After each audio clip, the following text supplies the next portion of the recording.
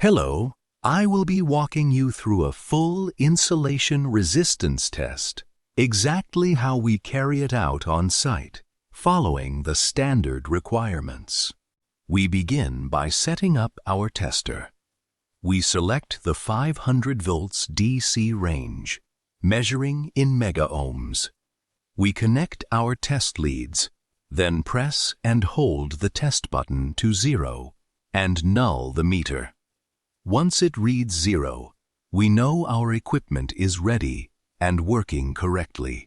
Before we take any readings, we prepare the installation. Every circuit breaker is switched off. We disconnect all loads, lamps, appliances, timers, and any sensitive equipment. On lighting circuits, we operate the switches to confirm all wiring connections are correct. We then test each circuit in 3 ways. First, neutral to earth. We place one probe on the earth bar, the other on the neutral bar. We press and hold the test button until the reading stabilizes, and we record the result. Next, live to neutral. We place one probe on the neutral bar, then take the other probe to the live terminal at the top of the circuit breaker. Again, we hold the button, wait for a steady reading, and record it. Then, live to earth. We place one probe back on the earth bar and the other probe on the live terminal at the breaker. We hold the button, wait for the reading to settle, and record that too. Once we have our numbers, we interpret what they mean.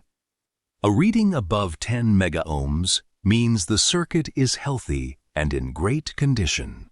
Between 1 and 9 megaohms tells us the insulation is beginning to deteriorate, something we should keep under review.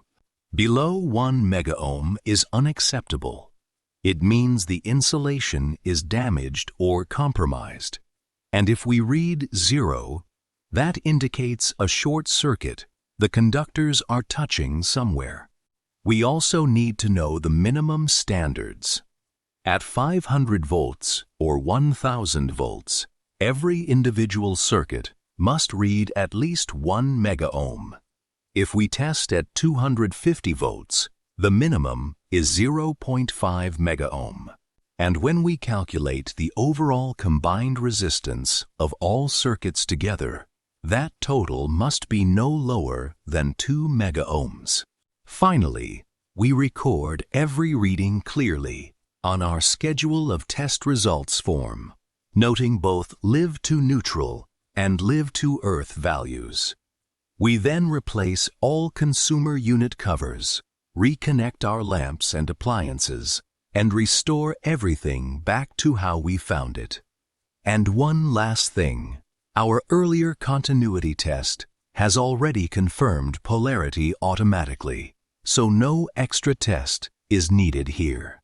That's the complete insulation resistance test, carried out safely, correctly, and in line with the standards.